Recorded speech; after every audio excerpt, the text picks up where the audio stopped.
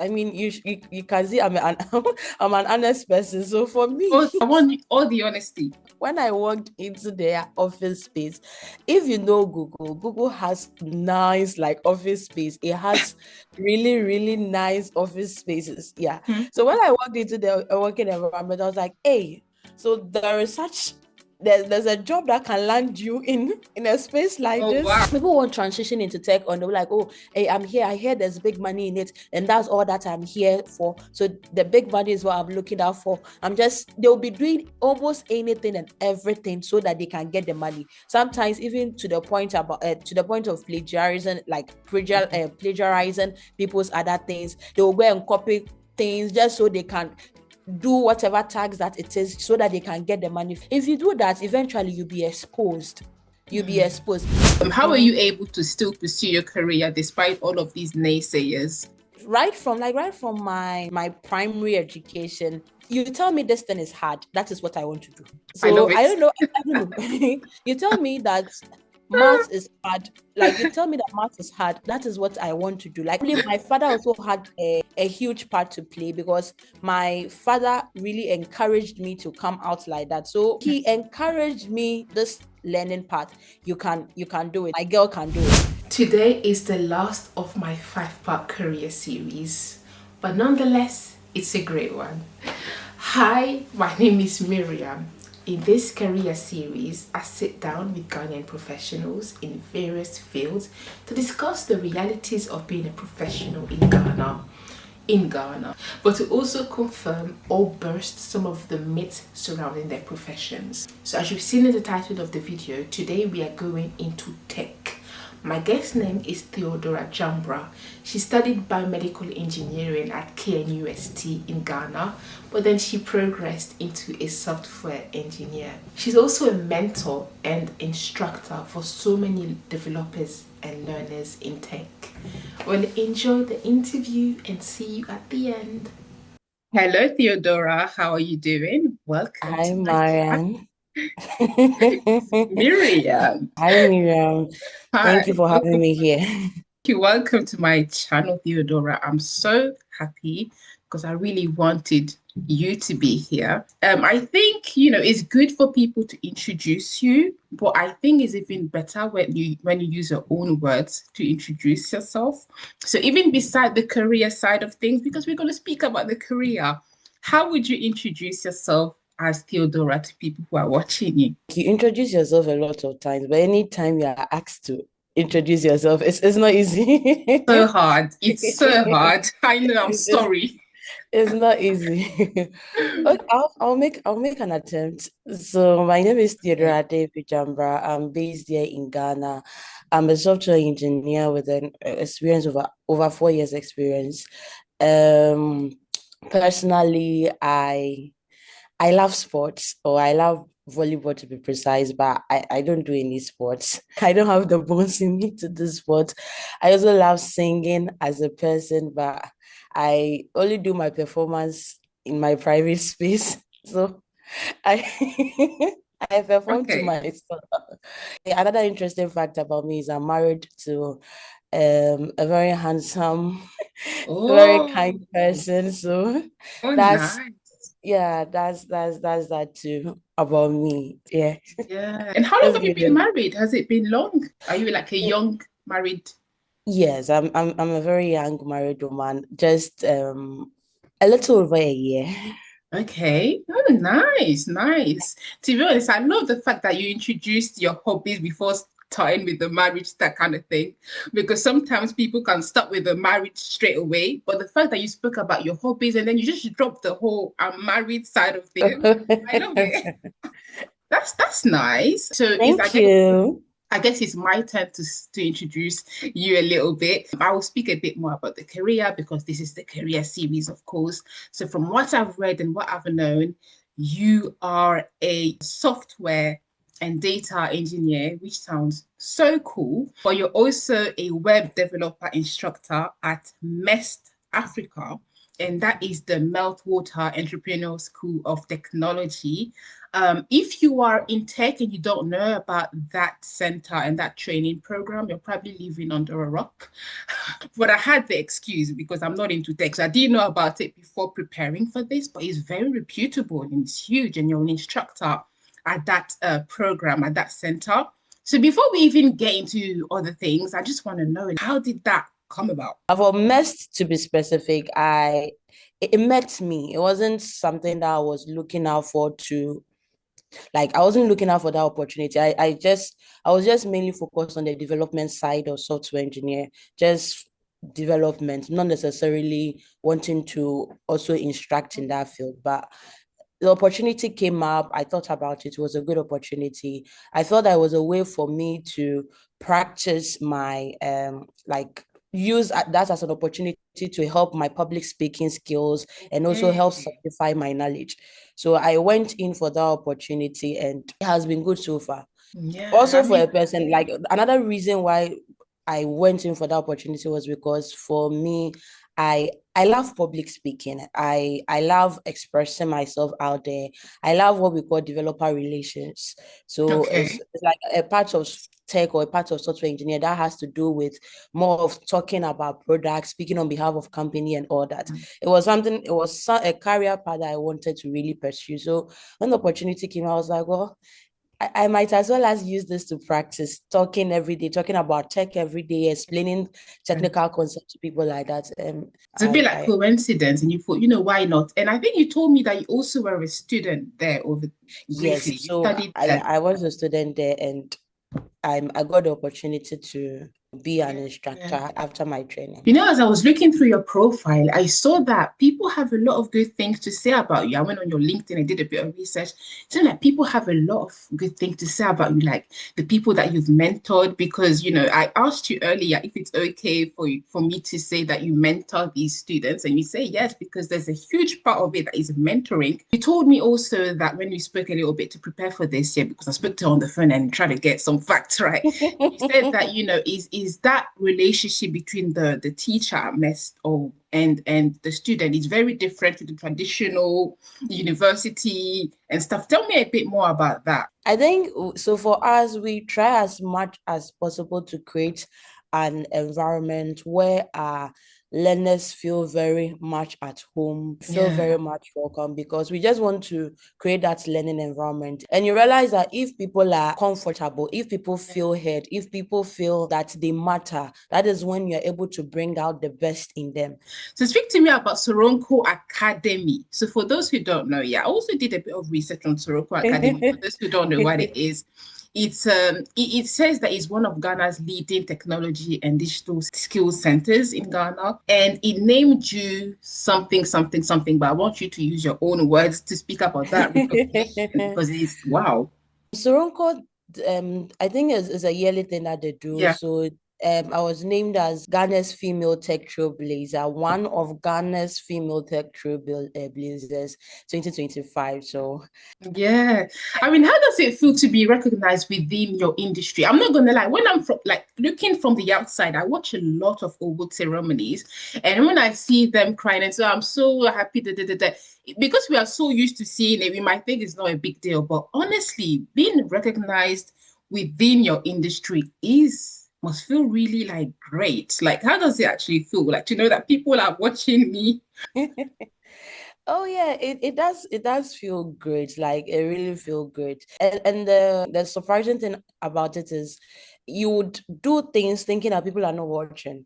But then when some of these things come, oh, okay, so it means that I must be doing something right for me to be recognized. So it just kind of gives you that motivation that whatever you are doing, just keep up at it, because you're actually in the right direction. So it really, really feels great. And then I feel honored to have been, because I know there are a lot of us in Ghana, a whole lot of us in Ghana that we are doing this. So I'm just honored to be part of the ones that they have been recognized. That's good. So let's talk a little bit about tech. Yeah, I will share with you a little funny anecdote that I have. I saw a meme not long ago that says, if you were born in the early 2000s, you know how to code. And I was like, What? And I was like, what's wrong with this person? What do they mean? And then I looked into it and they are so right. Because when I was younger, I was born in 94, so I was a small child in the early 2000s. When I was younger,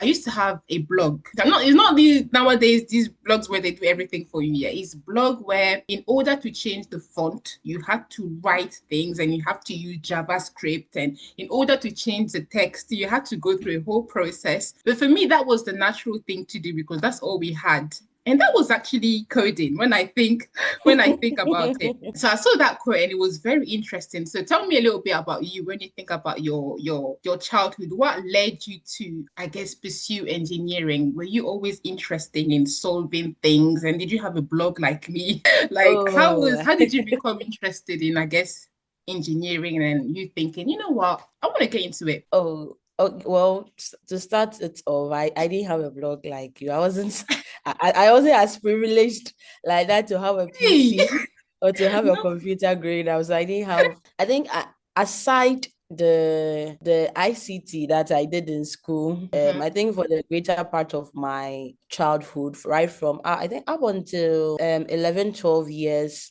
Oh, like yeah, even till I got to senior high school. So I didn't have that personal computer at home. So I wasn't that kind of computer person. The only okay, interaction I had with the computer was during my ICT classes. Yeah, okay, in school. That was just the interaction that we had. And did they interest me? I don't remember so much, but generally as a person, I tend to perform in like I perform well in any aspect. So not necessarily because I have interest in it, but okay. I have this I've always been that kind of person that whatever I'm doing, I just want to excel at it. So, I mean, I was doing well in ICT. I was also doing well in other aspects of my academics. So, the doing well was not necessarily tied to the fact that I was very interested in it, just because, I mean, I had to perform. So, I'll just give my best, do my best, and then perform in it. The turning point for me was really when I got to senior high school. And Okay. I think we had to choose the program that I would want to read in the university. That was when I had to start thinking about exactly which path I'd want to take. And prior to that time, I think my family, everybody around me had always said that, oh, Theodora, you're going to be a doctor. You're going to Oh, pursue, do medicine, and then you would want to why did they say doctor? oh, I mean, in Ghana, there are three, there are three, there are three career paths that every parent wants their child to pursue. If it's not a doctor, it is for you to be a banker or lawyer. I think But engineer I'm was not thinking so maybe they popular. saw something in you that made them think, oh, she should be a doctor, but just like that. You know, if you're a good student, Ah, yeah. if you're a good student, it's either a doctor, a lawyer, or a banker. Engineer wasn't so popular, so I think these three. So if you're a good student, I mean that's they feel like you can do science, so you go and do science in the senior high school, and then you go and do medicine. So basically, that was the part. That was what kind of was laid out for me. Go and pursue medicine and then do all that, but for me, the turning point, as I said, was in senior high school because in senior high school, I got the opportunity to participate in a mentorship program by Google Ghana.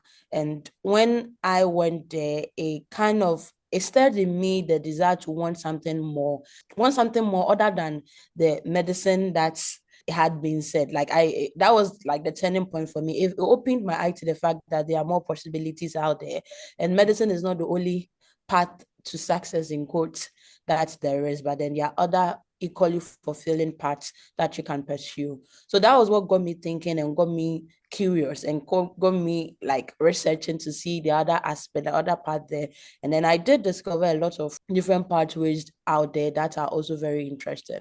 One of such pathways was engineering, which pursued. I Okay. pursued, So yeah. tell me a little bit about that senior high school. So people, is it a career fair sort of thing where they tell you about the different jobs available? Is that what happened? No. So we were selected. There was like a one-on-one mentorship program Oh, okay. with the employees or yeah, employees at Google Ghana Accra office. So Okay. they brought I think we are about 20 or 10. I don't remember the number correctly.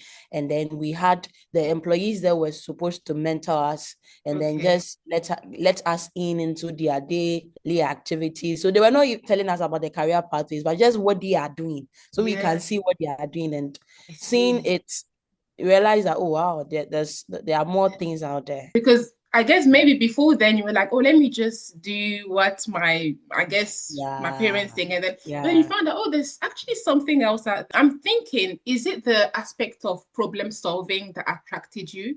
This whole thing of problem solving, and what is it about engineering specifically that you were like, oh, this thing is cool? I know I'm laughing. Why are you laughing? Why are you laughing? Because my reason had nothing to do with problem solving. It had nothing to do with tell me of then. course that part. But I mean, you can see I'm an I'm an honest person. So for me, I want all the honesty.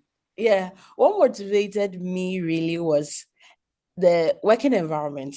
When I walked into their office space, if you know Google has nice like office space. It has really, really nice office spaces. Yeah. So when I walked into the working environment, I was like, hey, so there's a job that can land you in a space like this. Wow, I get it. There's a job that I can find myself in a space like this, that it's so nice and so relaxed. They have games, they have food around and all that. So there is like a job that, and all like medicine doctors. I mean, see the hospitals that they are there. It's like, so wow, different world. It's like a different world. Like, I was like, wow. So there are places like this. Okay, I don't know what these people are doing, but whatever they are doing, I want to do it too. So I get to work in an environment. So it was not necessarily the problem solving bit, but for me, as I said earlier, for me as a person, I think I've always had that curiosity, problem solving mindset, like right from childhood. As a child, I was a very curious child, and I was a very good student as well due to that curiosity. So that wasn't a part. It wasn't something that I was now acquiring. I already had it. Okay. So the only thing that was just eye-opening for me was, oh, okay, so it means I can jam my curiosity and my problem-solving skills towards a field like something like this, or pursue a career in this terrain. You know, I don't know about you, but I know that Google, as you said, is a very they have high standards, like everything, a lot, because you know, a lot of the thing that they do is like, because they have the money and they've been there for so long. And I can imagine when you look at it and think, you know what, I guess there's something I can do in there. But then you come back to reality and you realize that, oh, not every office looks like Google. This engineering thing, okay, that part was nice, but not every engineering office or whatever looks like Google. So I'm thinking, when you studied biomedical engineering at university, did it bring you back to reality? Or when you studied it, that's when you were like, oh, okay, I guess there's more to it than the aesthetics. How was your experience studying it after that initial, I guess, awe of how it looks like on the outside? Okay, so for really, when the exposure that I had at Google actually drove in me the desire to want to pursue either computer science or computer engineering, not biomedical engineering. So I wanted to go on either because I mean, it's a tech company, and from my research, I found out that if anything, you can explore the field of computer engineering or computer science, so that you find yourself in building software products and all that. You can do other aspects, but that's what I wanted to do. So though I pursued that part, I didn't get the opportunity to study the computer engineering at the school that I chose. Okay. Biomedical engineering was one of the courses that I chose the course. I chose it at Tech in a different school. The school that I wanted to go and pursue computer engineering in, I didn't get admission into it because it was like your second choice, the biomedical engineering. So, yes. So it was my first choice at Tech, but then in terms of preferences for what I wanted to do, it wasn't Tech that I wanted to go. I wanted to go to a different school to go and pursue computer engineering. Yeah. But when I didn't get admission, it means that I had to look at my next available options, which was what biomedical engineering at Tech. And when I did also research about biomedical engineering, I found out that biomedical engineering is a bridge between medicine and then computer engineering. So although it wasn't pure computer engineering, but it kind of is computer engineering focused in the medical field. So when you look at it, I mean, around computers, or you're Yeah. still in the engineering field, just that you have a focused, which is in the medical field. So that was what made me go with the biomedical engineering at Tech. And when I went there too, so when I went there, our courses, we had a lot of courses that were computer engineering focused. And in fact, in Tech, or sorry, let me just say, Kwame Nkrumah University of Science and Technology, for those that don't know what Tech is, for in Kwame Nkrumah University of Science and Technology, the biomedical engineering department is actually together with the computer engineering department. So the department itself is computer engineering, and then there are two programs that they run, one being biomedical engineering and then computer engineering. But the department is computer engineering. You will still be doing a lot of computer engineering courses. I don't know if it's the right thing to say computer engineering courses, but you still need it, yeah. So there are lots of things that were programming focused, a lot of courses that, and my mindset was, okay, at this point, I'm just being trained for a particular field, but then the principles still remain the same when the principles of computer engineering are still the same. So I was heavily focused on the courses that were more computer engineering inclined, or they were kind of broad, and not specific to the medical field. I was heavily on those courses, found more interest in those. And when I started those courses too, I found, like, I was very interested. I enjoyed programming. I enjoyed learning the languages. It was something that I realized that, well, it's a path that I can still continue to pursue, because when I did it, I realized I enjoy it. I think maybe that also fueled my desire to want to still pursue this whole tech thing, because, a lot of people come into tech, and then when they come in, they realize that, hey, Sunlight is not easy like that.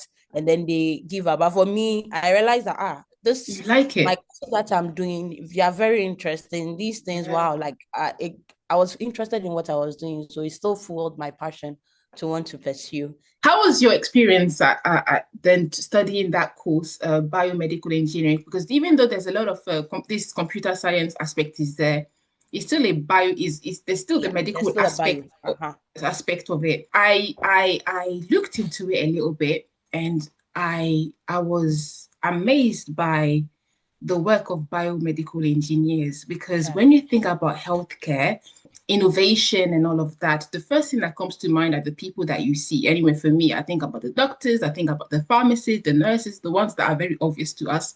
But then I didn't think much about the biomedical engineers, and they are the ones behind a lot of the innovation that we see when we think about prosthetic limbs, when you think about pacemakers for heart patients and all of that. And I'm like, wow, we need to give them more credit. And how was it for you studying it? Did it open your eye a little bit to that aspect that you didn't think about before? And what are some of the projects, I guess, that you worked on that you can tell me about? Okay.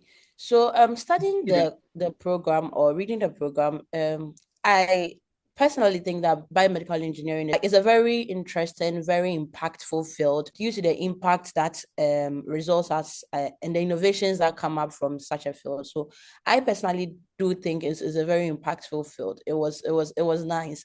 But just that for me, I didn't really enjoy the bio bits too much. That was some of the realization that I came to when during my 4 years in school. So the bio has to do with the medical aspect of it. You have to learn about the human. If you are going to design for humans, you need to learn about the human body. So you do anatomy, you do physiology, you do what's it called? You do mechanics, biomechanics, related to the human body. You do bioinstrumentations, how, there are some guidelines, and then there are some guidelines for instrumentation that has to do with humans. Very focused on the medical. Medical. So you do anatomy, physiology, like what the medical students do. You have to learn about the human body, because that is it.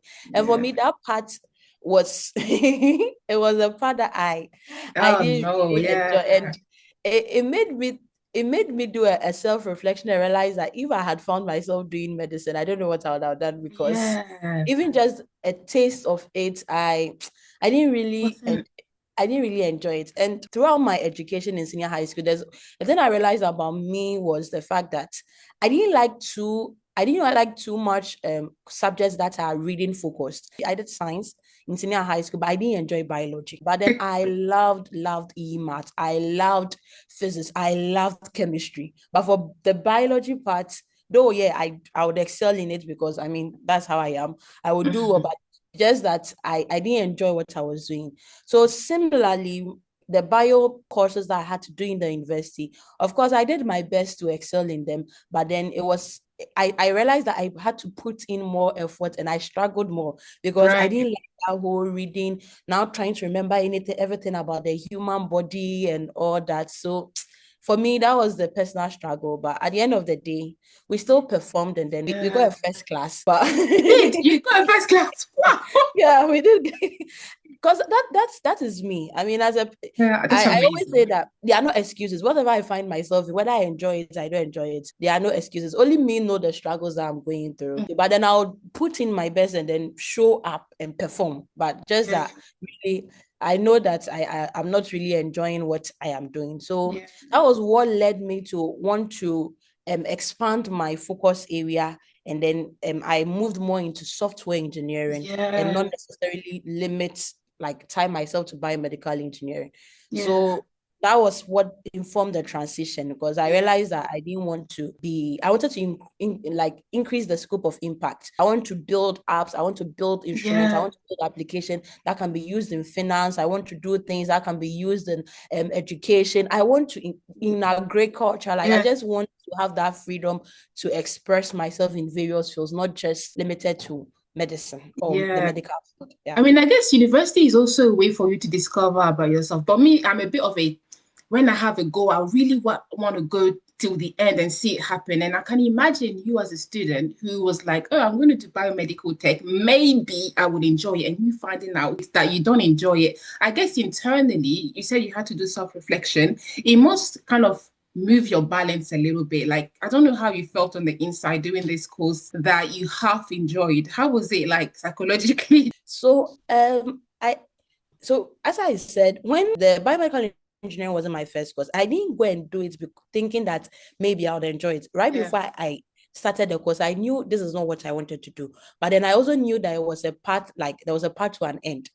So right before I went, like I pursued the course, I knew that like this is not what, because I told you that I read about it, I wanted to do computer engineering. So for Yeah. me, I knew it's Yeah. just a matter of, well, just stick to it. And then at the end of the day, so right from my first year, because I had that understanding, when I was in first year, I started looking for opportunity. I started looking for courses online that were more software engineering related. So I was doing other extra work on the side. I was pursuing courses. I was joining boot camps and all that. So my university I was a very busy person during the university because I I have love my it. schoolwork. Then there's a course that I'm always doing something, like there's a course that I'm doing, software engineering course, or there's a boot camp has to do with web development that I am doing. So I was just Mhm. working on it side by side and all Right. that. And even that's a perfect segue to what I wanted to talk about in regards to once you left university, you did a lot of courses in, I guess, software engineering and data engineering. I did a bit of research and I found out that the tech industry, yeah, there's so many things. I feel like if you want to get into tech, you will not be lost in Ghana because there are so many things like Mhm. hackathons. Even I went through LinkedIn, I saw that there are some links that people can join to listen to experts, and there are boot camps, there are centers like Soronko Academy that I spoke about in West Africa. Tell me about once you left university, how did you kind of, I guess, make up your own path to, I guess, gather the knowledge that you lacked, quote unquote, in software engineering? So talk to me about your journey. Okay. So I right from the university, I was actually gathering. Yeah. So yeah, I was gathering them, taking courses here and there, and then just gathering them. Mm-hmm. A major part of why I was able to navigate easily, I'll not say easily, but then maybe relatively, as you are saying, the field is very wide and all that, and you might find yourself like you might find lost in it. A major part or the benefit that I got was I had a mentor. So I had a mentor who was already in the field, who was reading computer engineering. So he helped me really, like he helped me right from my university days because I had expressed to him that okay, this is what I want to do. So for somebody who was already in the field, there was this guideline, okay, this thing, I mean, you can from here you can take this particular course and He explore guided this. you.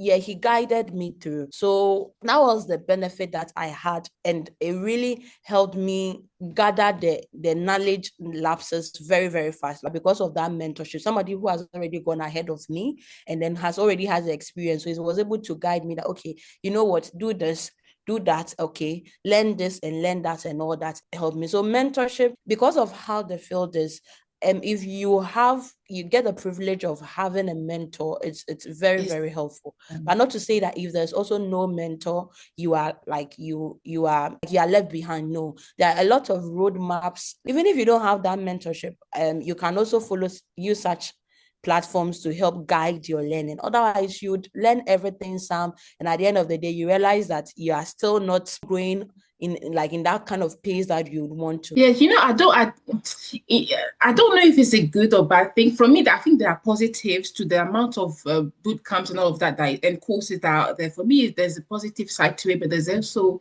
I guess, a negative side to it, because I can imagine. I guess another positive side is, even if if you don't have a background in tech, because of all of these courses, you can gather all the knowledge that you need.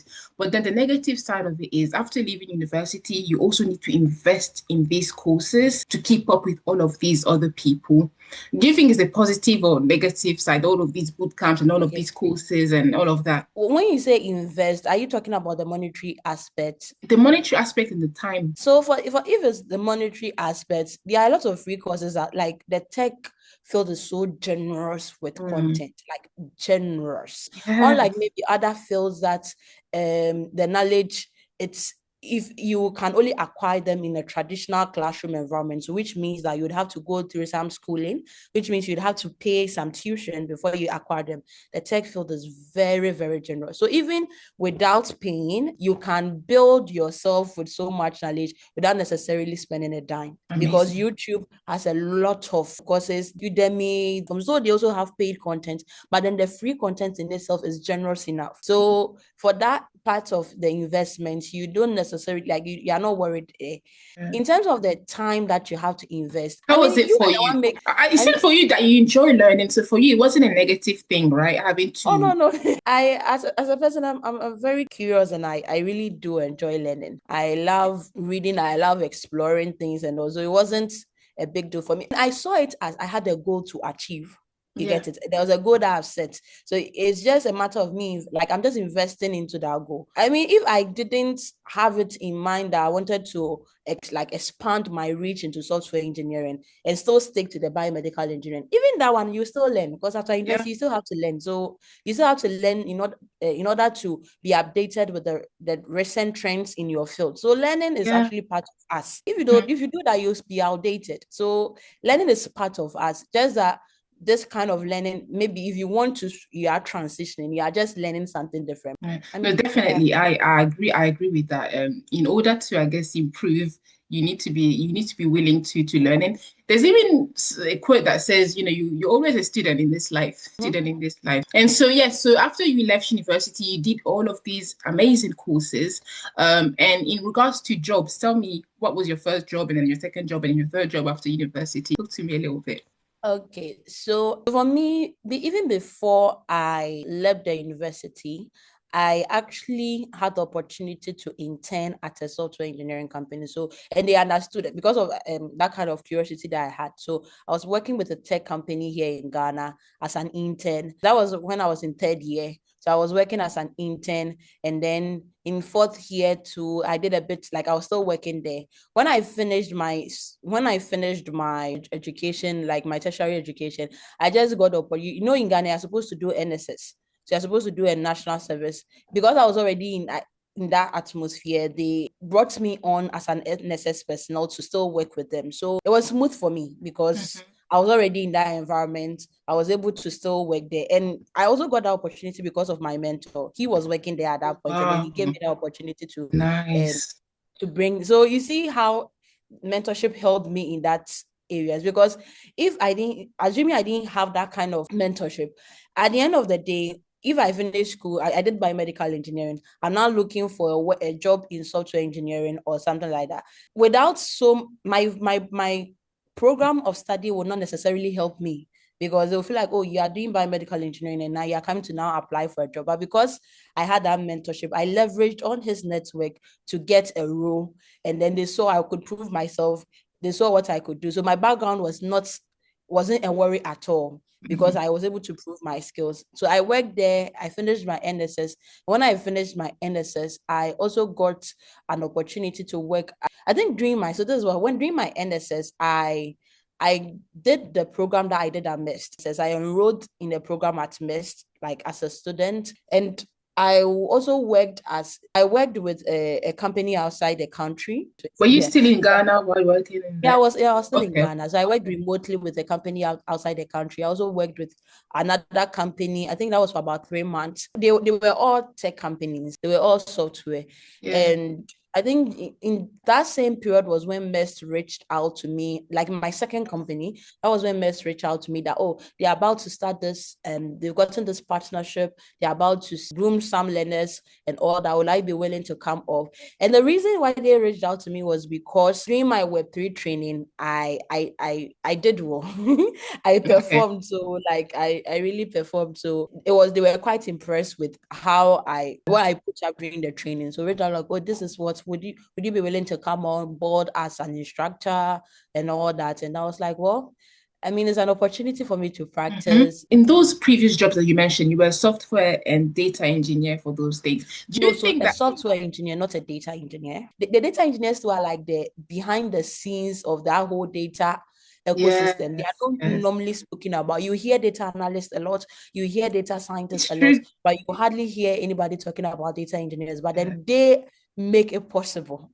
Yeah, like they make the data available. Their work too is very, very, very, very important. Yeah. And data engineering is a field that I want to transition into now. So I'm not necessarily there, but it's a field that I am transitioning in. And software engineering is a bit similar, but more so focused on the application. On data. That sounds interesting. And so did the fact that you did all of these courses help you get those jobs? Do you think it would have been more difficult if you had just studied biomedical engineering to get a job as a software engineer? Oh yeah, it would have been. In as much as I did what I did, the computer engineering bit of my program of study was programming in general. How to we did programming language. We did like C. We did JavaScript. We didn't do JavaScript. We did C. We did Java. But we were just programming concepts in general. When I was learning it, the goal was that learn how to program so that you'll be able to build applications for medical fields and all that. Not necessarily learn how to program so you can build websites or learn how to program so you can build mobile apps. You get it? Yeah. So it was not necessarily software per se. It wasn't focused on that. So I still had to now learn how to be able to build applications. I still needed that's domain knowledge, like domain specific knowledge in software engineering in order to be able to excel, in order to be able to get these jobs. So those courses are good, huh? Those courses are good. They really go deep into the thing. Yeah. That's amazing. That's amazing. And okay, so you know how I spoke to you about how there are so many, it seems like the tech community is very broad and vast. Would you say that the way it looks on the outside, like everybody is together and all, is it the same in real life, or is there like more competition as a software engineer? Is it competitive, or is it like, oh, we all love each other and we all do these hackathons and it's easy? And how is it on the inside, making your way up? I think it is competitive in a way because there are a lot of people, and now a lot of people are also because of how the field is. You don't necessarily have to have like that kind of traditional background. You can always learn, you can pick up the knowledge on the side, even after school. Unlike maybe medicine, there's the only way to become a doctor is for you to go through the route. You get it. There's no way you can say, I didn't do medicine. I didn't go and study medicine in the university. I didn't go to any medical school, but I've picked up the knowledge on the side. So you would have to go to a medical school. Unlike that, for the tech, it's not necessarily tied to that. So there are a lot of a whole lot of people that are transitioning or have transitioned into the field. So it just makes the competition more tight. It's not just, you're not enjoying monopoly like that. You have to stand out. You need to do more to stand out here. Unless maybe you're okay with just some small freelancing gig, you're not really looking out for so much. But if you are somebody who would want to really progress, want to work in the big names, work in the big companies and all that, you'd have to put in more effort to stand out, because your competition is a lot. You have a whole lot of people that you are competing with. And for more so for somebody who doesn't have that traditional background, there are people that did, computer science, they did computer engineering, they did that was their focus of study. Whereas you didn't do that. So it means that you need to put in the effort so that you become at par or even more than them in order to stand out. Put in the projects that you have also built, the kind of like the experience in terms of project that you've built. They also have a huge part to play. So like building projects, seeking for these companies, like these big companies to work at and all that. And I think generally you also letting people know of what you are doing and not being quiet. Like is that what you do as well? Is that what you do? You chose it? Letting people, it's not like you have to be, I'll not say be loud with your wings, but then you need to put yourself out there. By you putting yourself out there, people get to see that, well, yeah, indeed, this is what you are doing. People can, it's in the light. Everybody can see what you are doing. Is this something that you had to learn to know how to advertise yourself? Is this something that you learned along the way, or because of your personality, it's easy for you to say, oh, I've done this, I've completed this course, I'm happy? I think both. Okay. I had to learn. I realized that it was a good thing to do. And what kept me doing it was also because of the effect, the results that I got, and also my personality. I enjoy it. I enjoy doing that. And also I've seen some results. I did it and I saw results. Just putting my learnings, we call it public learning, and also just putting my learnings out there. I realized that it's giving me the results. And I've also seen people do it, people that they have really climbed high on the ladder. Every little thing related to their career success, they put it out there so you know that this is what, because people are watching. I once read, there are a lot of these recruiters, these big companies, they have recruiters like Google, Facebook, and Microsoft and all that. These recruiters, they scan through, they look through LinkedIn, and then they reach out to people to even give them the opportunity to apply. So if you are quiet, you are not projecting all the things that you are doing, how are they going to see your capabilities? And then how are they going to reach out to you? I think in this field, it's not worth being quiet.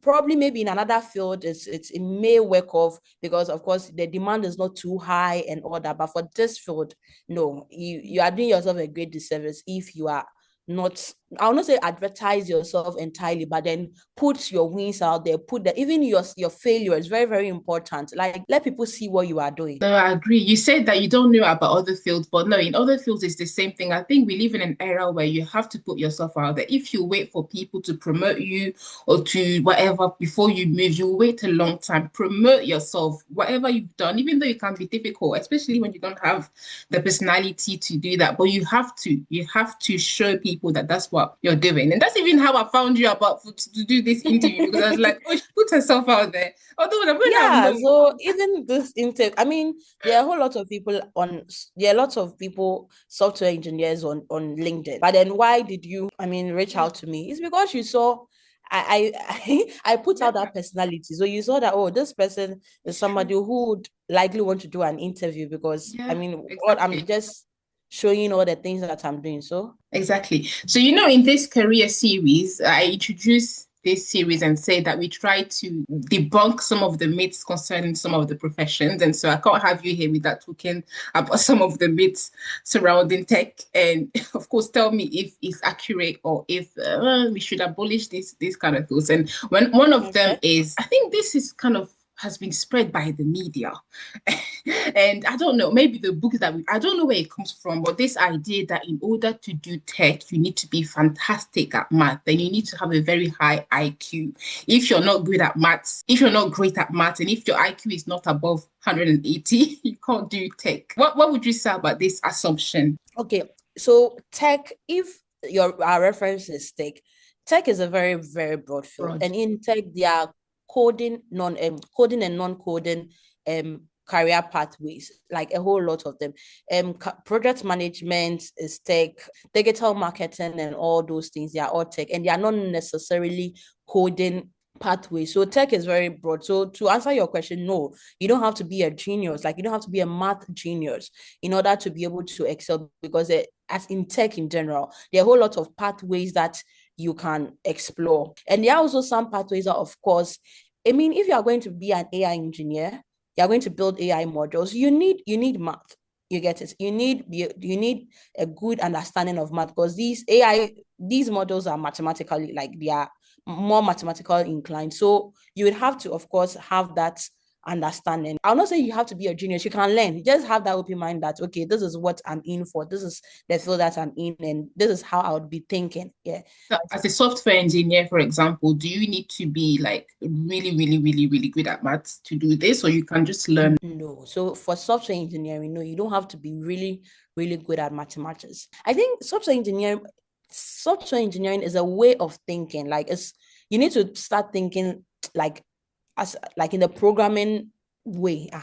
Once you're able to understand that way of thinking, you realize that you just sail through. That's it.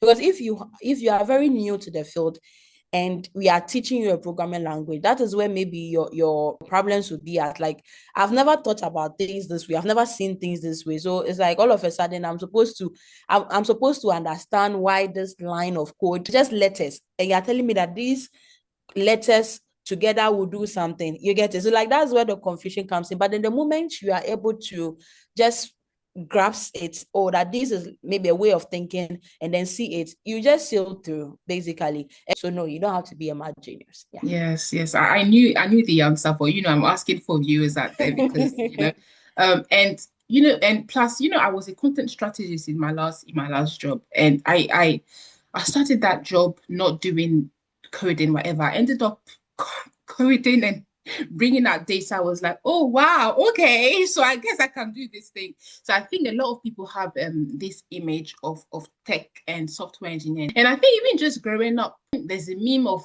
a boy with a hunchback coding, and that's the image that a lot of people have of tech and the word geek and all of that. I think it's about time that we replace that image by a woman with high heels doing tech, because that also looks like tech, isn't it? Nowadays, Yeah. tech is not just And just something funny, you see, because of the picture that we have about, let me say, software engineers, like previously, there's this whole unsaid rule that even the ladies in tech, you find them like they're more tomboyish and all that. Because when you find somebody, and then I mean, we are doing our makeups, we are wearing our heels, and then we are saying that we are software engineers.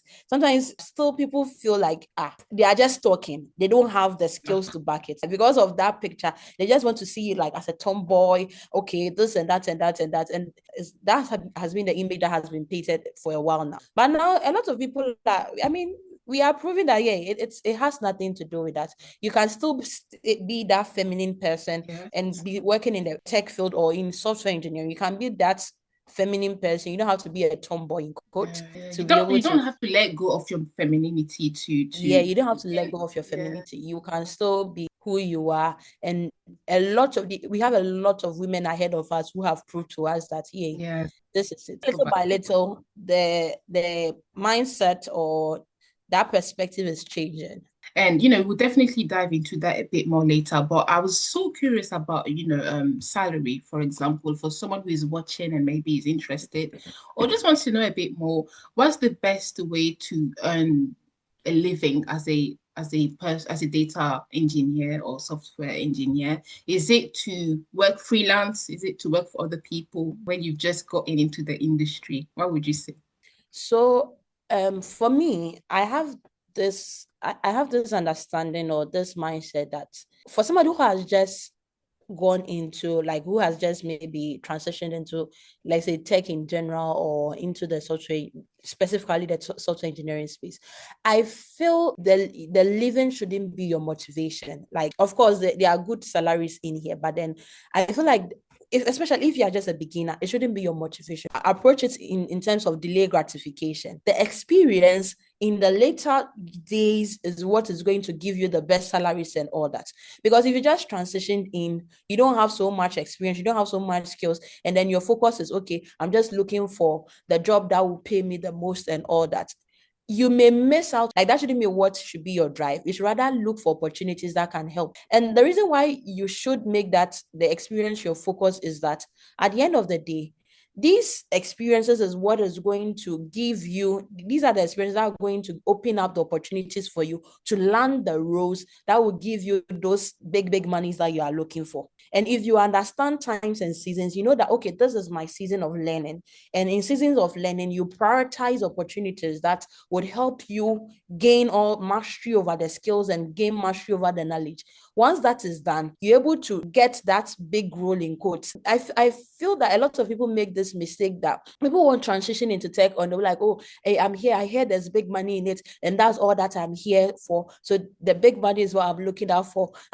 They'll be doing almost anything and everything so that they can get the money. Sometimes even to the point of plagiarism, like plagiarizing people's other things. They will go and copy things just so they can do whatever tags that it is so that they can get the money quick. If you do that, eventually you'll be exposed. Is there money in tech? Yes, there's very good money. Are there opportunities in tech? There are very good opportunities. But then don't let that be your drive, especially when you are beginning, because you miss out. So build a solid foundation. And once that solid foundation is built, that money that you are looking for, you will land the bag. And I'm speaking out of experience. So I'm not just saying it. I'm speaking out of experience. Before you got into it, did you have that mindset as well that I guess I will earn a lot of money?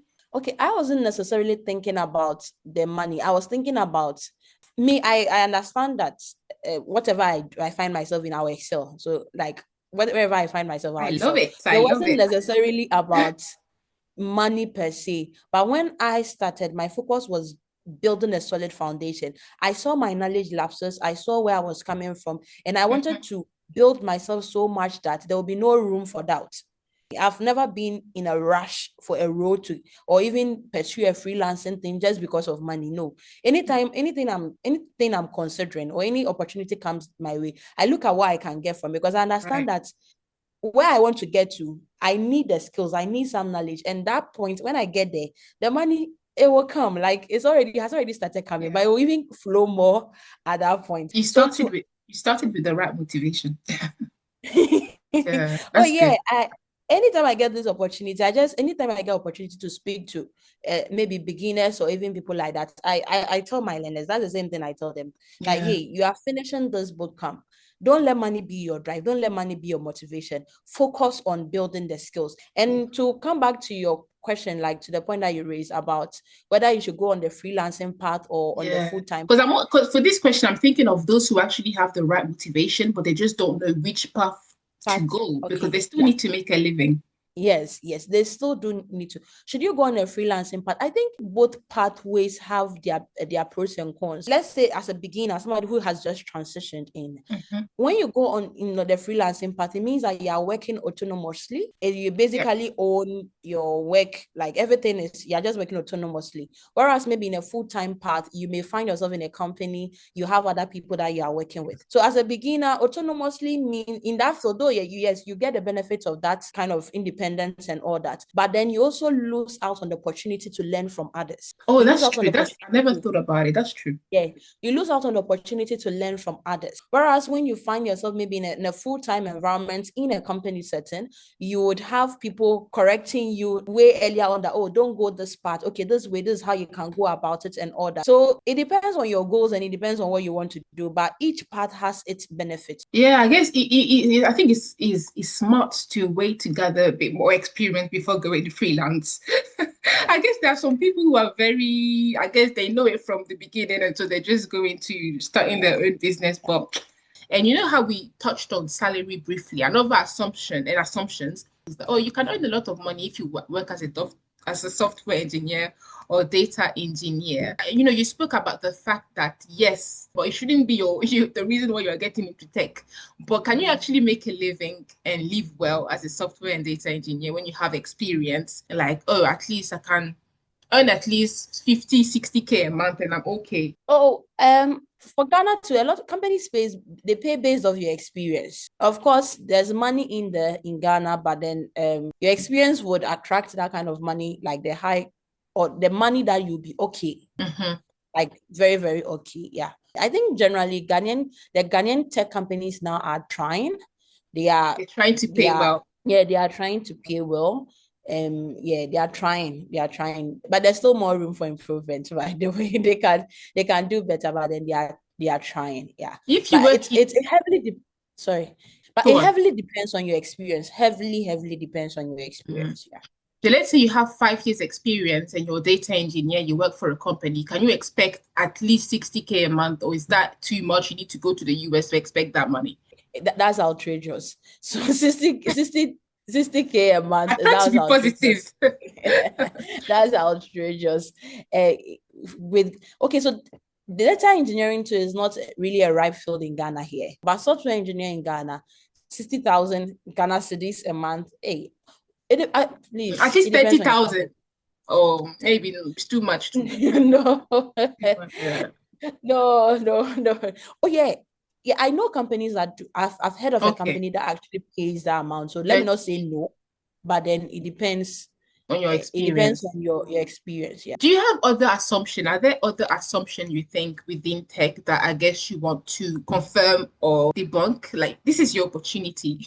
Yes. So I think I may have touched on this a bit that tech is not only about coding. It's not only about coding. In fact, let me say software engineering is not just about coding. It's not like when you come, you're 5 to 8 coding, you're just coding on the Yeah. laptop. Like, no, no, Yeah. no, no. In fact, the more you progress in this field, the Yeah. less code you'll be writing.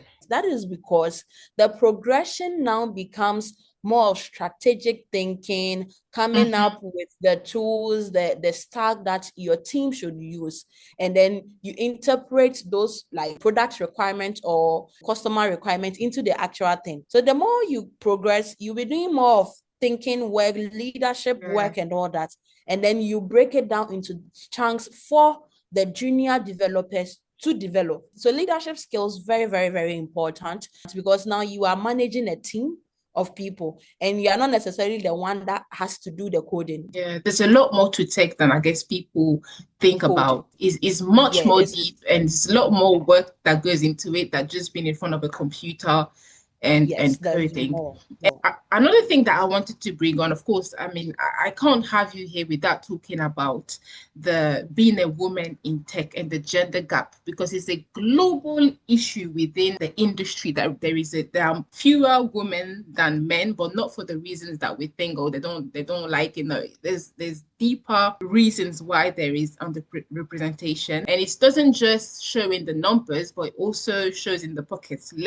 Less pay. There are reports that some get paid less for the same job as their male colleagues. And I just want to know, what is your experience as a woman working in tech? Do you ever feel like you have to prove yourself more?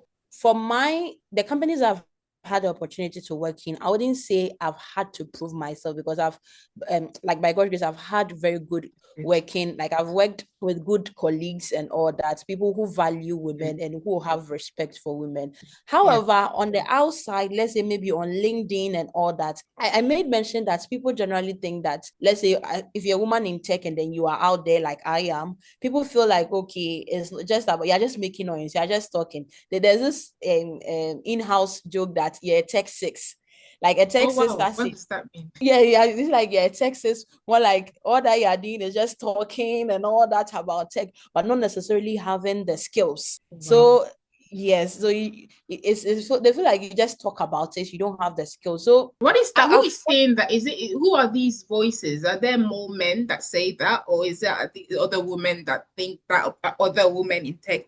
other men, also other ladies. So you see, I think it has to do with our Ghanaian. It also has a Fortunately. lot to do with our Ghanaian culture that growing up, you are made to believe that you being quiet, you being in your own corner, that is what, like, be quiet with the things that you know and all that. Now, the person who tends to be more assertive, be outspoken, there's like, oh, you're just talking, you don't know what you are saying and all that. So in our Ghanaian setting, there's also that kind of notion, like there's that kind Or of you are too thinking, known, like you're trying to be too known you with are all of your too knowledge known. type of thing. Yeah, you're just too known. These people, I've heard it, people pass like this, but they just talk on LinkedIn. They just make noise on LinkedIn, and then there's nothing backing it and all that. They will come and say, yeah, you see them on flyers, but really there's nothing backing it. And so that's generally like Have the you heard impression. someone say that to you directly?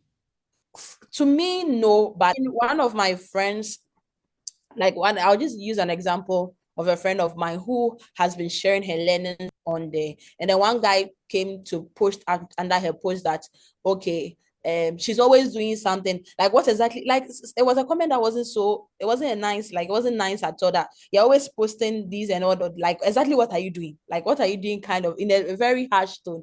And we all saw it. So that was like a good example. Somebody is sharing their learnings, and you think that the person is just making noise, the person doesn't know what they are doing and all that. So I also have other female colleagues. We talk and then we share some of these things, and you realize that it is heavy there.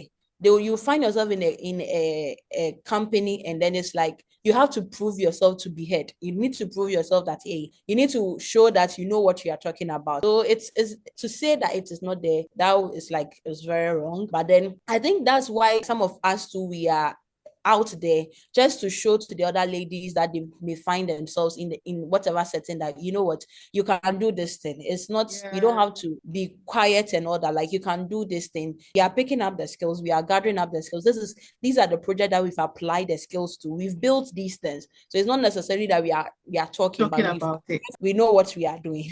Yeah, I mean, women are allowed to take space. I think there are people out there, even online, find it hard to see a woman take space. Like, if you are too loud, please be quiet. Don't speak about it. And it's about time that we tell them that, hey, a woman is allowed to be loud and to share her achievements without apologizing for it. And I love the fact that there are women in tech who are doing it. There are also a lot of women that are redefining the scene now. I mean, in terms of engineering in general, not software engineering, like there are a whole lot of women. I see there are a lot of girls are now pursuing these engineering fields. You know, during my my education, my tertiary education, in my class, we had an equal number of guys and like ladies and guys. Wow.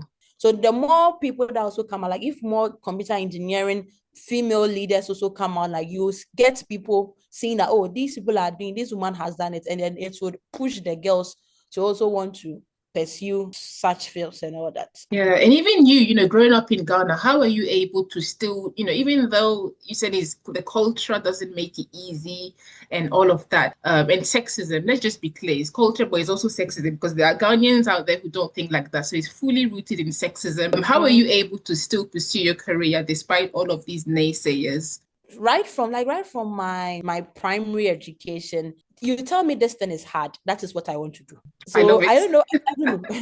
You tell me that math is hard, like you tell me that math is hard, that is what I want to do. Like, yes, probably my father also had a huge part to play, because my father really encouraged me to come out like that. So as a girl, my father really encouraged me to be open. He's passed now, like he's deceased, but then he was a lecturer. So you see somebody, he was very educated. So he encouraged me that, like, hey, Theodora, this thing you can do it. Mathematics, my girl can do it. So that, because of that kind of environment that I got, and also my mom too is one who is like a huge supporter of education. It was important to her. Like I didn't get that kind of, this one, you there, don't do this one. And I love it.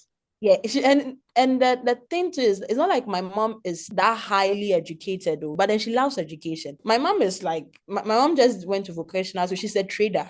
But for her, she appreciates that thing. So she pushed, you thought you want to do, she doesn't even understand what you are saying. But hey, go all out for it. She'll not come and say, you were a girl. We were three girls and one boy. And in our house, it was never girl do this, boy do that. There was no difference. No difference. Everybody, I do, my brother does. So I think because of that background, I didn't feel limited in any way. I'm going to say a huge shout out to my parents, because they really helped me. Yeah, I was thinking it starts at home. When you grow up in that kind of environment that allows you to be who you are, it helps you when you get out. So I guess for people like that, please, when you have children, please, like, don't make any difference. Teach the boy to be a good man, so that when he leaves the house, he'll be a good person. He will respect other women, and treat the girls also to know who they are. Yeah, another question that I had, Theodora, is about the whole abroad versus Ghana conversation. Okay, in Ghana, there are a lot of people who still see abroad as the green pasture. That, oh, okay, I have a good job in Ghana, but abroad is the way to go. What is your perspective on it? Do you have that perspective, like abroad is the way to go, or you like it in Ghana? Oh, I do like it in Ghana. Oh, I think Ghana has a lot of opportunities. There are a lot of opportunities out there, but the kind of opportunities that are here are not in code the traditional opportunities. So people are still expecting things to work in the same way that used to work maybe 20 years, 10 years ago. And because I those spoke to pathways someone and they said the same thing, that this whole thing, like things are not changing. There's the same yeah, curriculum, so the same. you still want to approach, I mean, times have changed, but you still want to approach life from like what used to be relevant 10, 15 years ago or 20 years ago. And because of that, you tend to feel like, oh, there are no opportunities here in Ghana. I feel that the tech ecosystem in Ghana is growing, is really growing. And anybody who positions themselves to make the most out of it now will become really relevant in the years to come. Companies that started 5 years, 10 years ago when tech was nothing in Ghana, now they are the big names because they started something 10 years ago when nobody saw the light. It's the same thing that is going to be in the next 20 years to come or the next 10 years to come.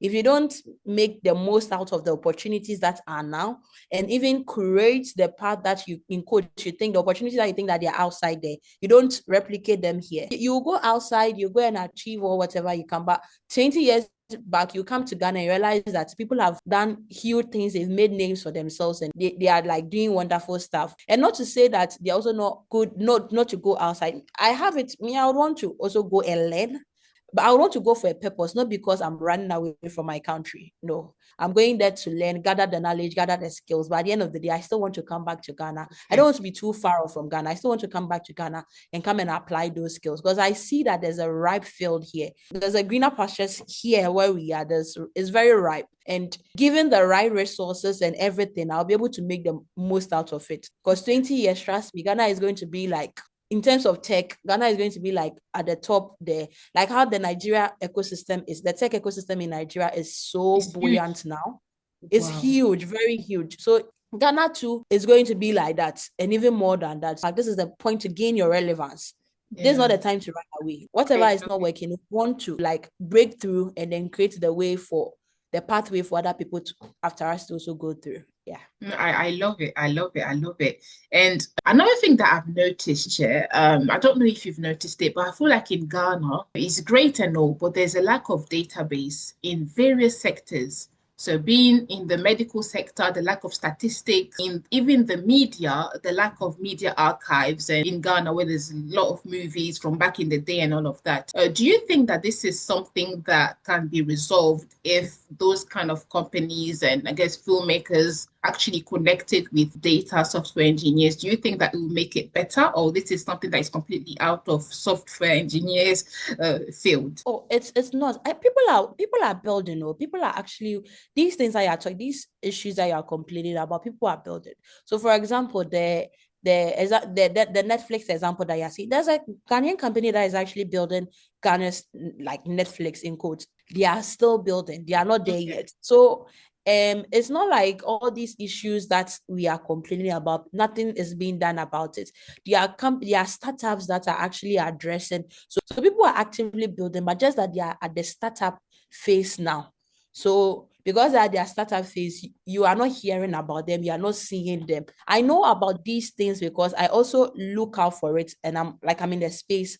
I look out for startups and all that. I attend events for such of these startups to demo these things that they are building. Give it 5 years, 10 years, you now see that they will pop on the surface, and then you realize that you ask, so all this while, what were they doing? The tech ecosystem in Ghana, I said 10 years coming from now, it would really like just move like at a very huge space.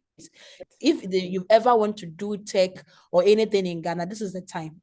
Like This is this the is actually, time.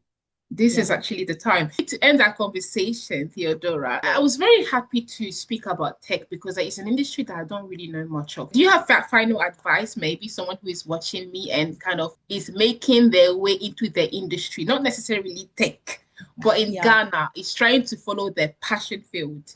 What advice would you give them? Okay. I think I would just say that every great thing requires time and requires patience. Whatever you find yourself doing, get rid of the quick, it should work fast mentality, but then just know that with patience and then with time, invested into it, at the end of the day, it would become what you want it to be. And I also just be patient with yourself. Yes, still highlighting the patient. Be patient with yourself. It's okay if it's taking time. I mean, that's the order of the universe. It takes time for any great thing to be nurtured into becoming what you want it to be. So be patient with yourself. It is not working. Sit back, review your approach, see what is working, we'll see what is not working, and then re-strategize and then go back to it. There's this quote that I share with my learners. There's this quote that says that a river is able to cut through a rock because of its persistence. So think about it. There's a rock, there's a river. How is water being able to break a rock? But then the same water, the moment, like if it keeps on coming at, like hitting the rock at that, like at a particular place, it keeps on hitting it, realize at the end of the day, it's able to cut through the rock, irrespective of its hard surface. So it's a very good quote that in anything that you are doing, just keep on persisting at it. Keep on persisting. No matter how hard it looks like, the moment you keep on persisting at it, eventually your persistence is going to lead to a cutting through, like waves through whatever it is. You know what? That quote will stay in my mind. It's all about persistence and consistency. Where can people find you? I think the best and the fastest way to get me will be on LinkedIn. So Theodora Gyambrah on LinkedIn. Just search me, say hi. I do well to reply to my messages. I do well. You do. It may not be fast, but eventually I'll get to it. Basically, yeah. So on LinkedIn, you can get me. Thank you so much, Theodora, for your time. I appreciate it. And yeah, we can say bye to the viewers now. Bye, viewers. Bye. Bye. Hey, I hope that you guys enjoyed this episode, this final episode of my career series. I had so much fun with Theodora and like with all of my other guests as well. And as I always say in my episodes, you can follow my guest on social media, on LinkedIn. Everything is listed in the description box, and tell them that you came from here as well. Thank you so much, guys, for being here. This is the last episode of my career series. I had so much fun, and the reason why I wanted to do this series is because I'm the kind of person who, when I see something that is missing, or if I don't see the content that I want to see, I'm the kind of person who likes to bridge the gap and create what I want to see. And this is exactly what happened with this. I was like, I want to see interviews of Ghanaians living in Ghana, not Ghanaians who have left Ghana and are living abroad and have come back. I want actually like Ghanaians who are living in Ghana, like the typical Ghanaian who is in his regular job. I want to watch interviews of such Ghanaians and just to know like how they're living life. How is it being a doctor in Ghana? How is it being a lawyer in Ghana? How is it being a teacher in Ghana? Like, I want to see like interviews of Ghanaians in Ghana who have studied in Ghana and are living in Ghana and working in Ghana. I want to watch interviews of these people, but I don't see many on the internet. And so that's why I created this. Like, what is his journey like? How did he get into his industry? What's his salary? Is he really as rich as people think? You know, even though these salary questions were a bit hard because I'm not someone who usually asks these questions, but I really tried. I really tried to ask these salary questions. But most importantly, just to know how they got into the industry and how is it living in Ghana and working in Ghana. And so I think I've managed to do that. To tell you the truth, yeah, all of these episodes are recorded back to back, not on the same day, but at least once a week or once every 2 weeks before uploading anything. So I was not able to get direct feedback on how people see it or how people like it. So at least I've been walking by faith, expecting, like hoping that people will enjoy it. However, as I was uploading these episodes, I've been reading the comments, and I'm really happy to have done it. And I most importantly hope that this has given you an insight into different professions, into different stories, into different journeys. I'm so happy with the guests that I've been able to have. It kind of confirms my ability to spot interesting people. I think one thing that is important to note is that these people that I've had in those various professions are not the spokespeople for the profession. All of these are individual journeys, and you know, they are not the spokespeople for everybody in the profession. I think it's important to note that it's their stories, it's their journeys. And so I hope that we can respect that. Tell me in the comments what was your favorite episode. So yeah, thank you so much guys for watching. I will probably post in the future like a blooper. Remote interviews come with a lot of fun, but also some technical challenges you probably enjoy. So I'll probably post the blooper in the near future. And so yeah, thank you so much guys for watching, and yeah, see you in my next video. I'm out.